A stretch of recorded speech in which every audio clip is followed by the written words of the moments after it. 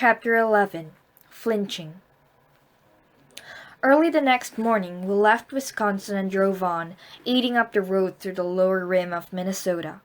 The land here was hilly and green, forests tucked in close beside the road, and the air smelled of pine.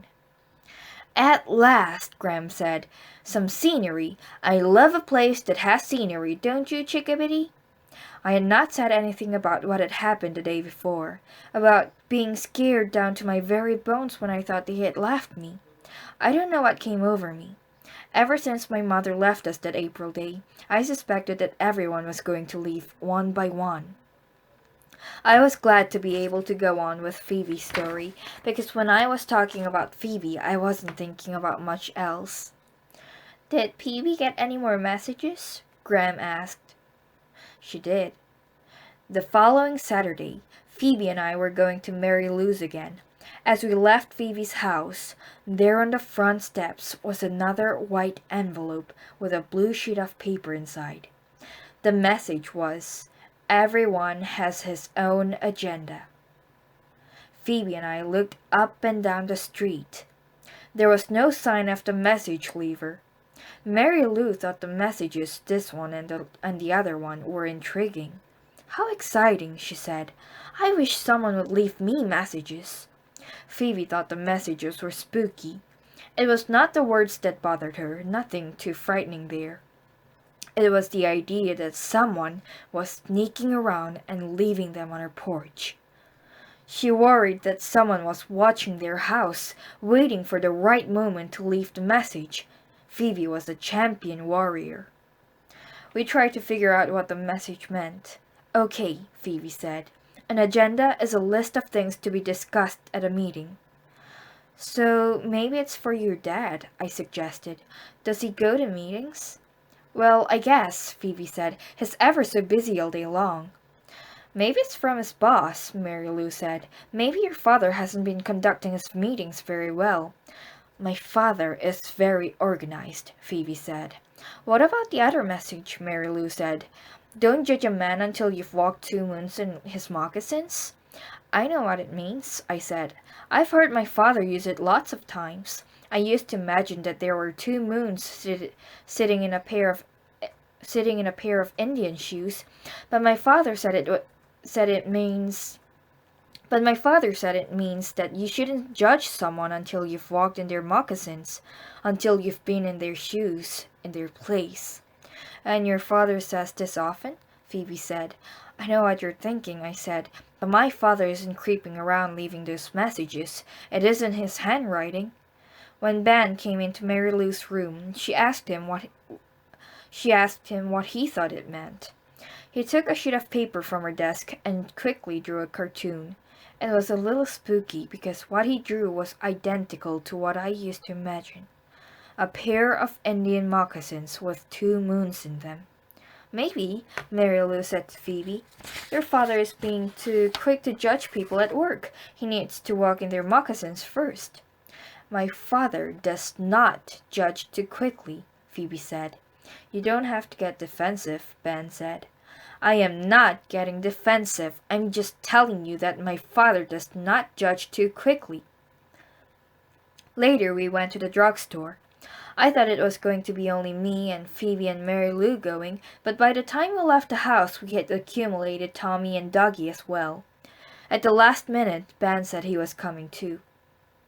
"I don't know how you can stand it," Phoebe said to Mary Lou. "Stand what?" Phoebe pointed to Tommy and Dougie, who were running around like wound-up toys, making airplane noises and train noises, and zooming in between us, and then running up ahead and falling over each other and crying and then leaping back up again and sucking each other and chasing after bumblebees. "I'm used to it," Mary Lou said. "My brothers are always doing beef brain things." Ben walked right behind me all the way, which made me nervous. I kept turning around to see what he was doing back there, but he was just strolling along, smiling. Tommy bashed into me, and when I started to fall backward, Ben caught me. He put his arms around my waist and held on to me, even after it was obvious that I was not going to fall.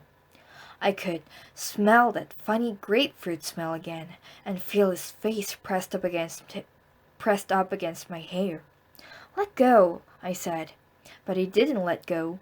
I had an odd sensation, as if a little creature was crawling up my spine. It wasn't a horrible sensa- It wasn't a horrible sensation, more light and tickly. I thought maybe he dropped something down my shirt. "Let go," I said, and finally he did. It was at the drugstore that I got a little scared. Maybe I had been listening to Phoebe's tales of lunatics and ex-murderers too much. Phoebe and I were looking at the magazines when I felt as if someone was watching us. I looked over to I looked over to where Ben was standing, but he and Mary Lou were busy rummaging around rummaging around in the chocolate bars. The feeling did not go away. I turned the other way around, and there, on the far side of the store, was the nervous young man who had come to Phoebe's house. He was at the cash register paying for something, but he was staring at us while while he was handing his money to the clerk. I nudged Phoebe. "Oh no," she said. "The lunatic!" Phoebe hustled over to Ben and Mary Lou. "Look, quick, it's the lunatic!" "Where?" "At the cash register." "There's nobody there," Mary Lou said. "Honest, he was there," Phoebe said. "I swear he was. Ask Sal." "He was there," I said. Later, when we left Mary Lou and her and were on our way to Phoebe's house, we heard someone running up behind us. Phoebe thought we were doomed. "If we get our heads bashed in there and bashed in and that lunatic leaves us here on the sidewalk," she said. I felt a hand on my shoulder, and I opened my mouth to scream, but nothing came out. My brain was saying, "Scream! Scream!" but my voice was completely shut off. It was Ben. He said, "Did I scare you?" "That wasn't very funny," Phoebe said. "I'll walk home with you," he said, "just in case there are any lunatics around." He had difficulty saying lunatic. On the way to Phoebe's house, Ben said some odd things. First he said, "Maybe you shouldn't call him a lunatic." "And why not?" Phoebe said. "Because a lunatic it sounds like, oh, never mind." He would not explain, and he seemed embarrassed to have mentioned this in the first place. Then he said to me, "Don't people touch each don't people touch each other at your house?" "What's that supposed to mean?" "I just wondered," he said. "You flinch every time someone touches you." "I do not." "You do." He touched my arm. I have to admit my instinct was to flinch, but I caught myself. I pretended not to notice that his hand was resting there on my arm. That creature tickling my spine was back. He said, like a doctor examining a patient. He removed his hand. "Where's your mother?" I had not mentioned my mother to anyone, not even Phoebe, except for the one time Phoebe had asked about her, and I had only said she didn't live with us. Ben said, "I saw your father once, but I've never seen your mother. Where is she?" "She's in Idaho, Lewiston, Idaho." "What's she doing there?" Ben said. I didn't really feel like saying. It didn't occur to me to ask him where his mother was. He touched my arm again. When I flinched, he said, "Huh, gotcha." It bothered me what he had said. It occurred to me that my father didn't hug me as much anymore, and that maybe I was starting to flinch whenever anyone touched me. I wasn't always like that. We used to be a hugging family.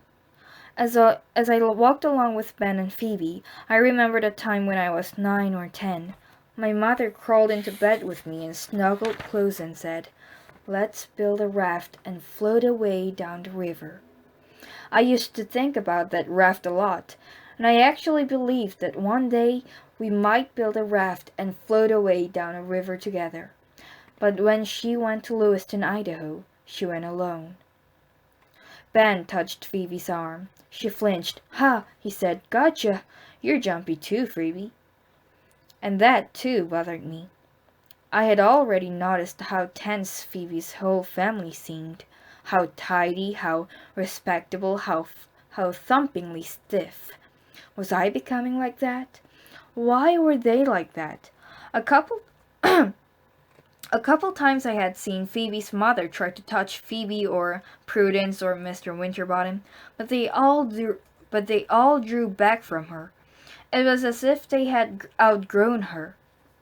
Had I been drawing away from my own mother? Did she had empty spaces left over? Was that why she left? When we reached Phoebe's driveway, Ben said, "I guess you're safe now. I guess I'll go." "I guess I'll go." "Go ahead," Phoebe said. Mrs. Cadaver came screeching up to the curb in her yellow Volkswagen with her wild red witch hair flying all over the place. She waved at us and started pulling things out of the car and plopping them on the sidewalk.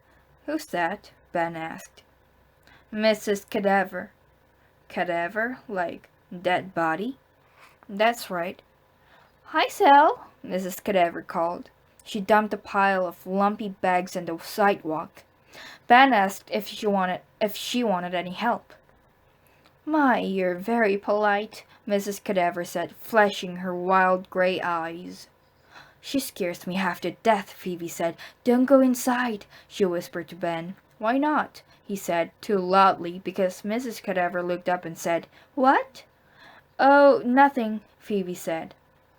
Mrs. Cadaver said, "So, Sal, do you want to come in?" "I was just going to Phoebe's," I said, glad for an excuse. Phoebe's mother came to her front door. "Phoebe, what are you doing? Are you coming in?" We left Ben. As we were going in Phoebe's house, we saw Ben lift something off the sidewalk. It was a shiny new axe. Phoebe's mother said, "Is that Mary Lou's brother? Was he walking you home? Where's Mary Lou?" "I hate it when you ask me 3 questions in a row," Phoebe said. Through the window we could see Ben lugging the axe up the front steps of Mrs. Cadaver's house. Phoebe called out, "Don't go in!" But when Mrs. Cadaver held the front door open, Ben disappeared inside. "Phoebe, what are you doing?" her mother asked. Then Phoebe pulled the envelope out of her pocket, the envelope containing the newest message. "I found this outside," Phoebe said. Mrs. Winterbottom opened the envelope carefully, as if it might contain a miniature bomb. "Oh, sweetie," she said. "Who is it from? Who is it for? What does it mean?" Phoebe explained what an agenda was. "I know what an agenda is, Phoebe. I don't like this at all. I want to know who is sending these." I was waiting for Phoebe to tell her about seeing the nervous young man at the drugstore, but Phoebe didn't mention it. A little later we saw Ben leave Mrs. Cadaver's house. He appeared to be all in one piece. That day when I got home, my father was in the garage, tinkering with the car. He was leaning over the engine, and I couldn't see his face at first. "Dad, what do you think it means if someone touches someone else and person being touched flinches? Do you think it means that this person being touched is getting too stiff?" Dad turned slowly around. His eyes were red and puffy. I think he had been crying. His hands and shirt was greasy, but when he hugged me, I didn't flinch.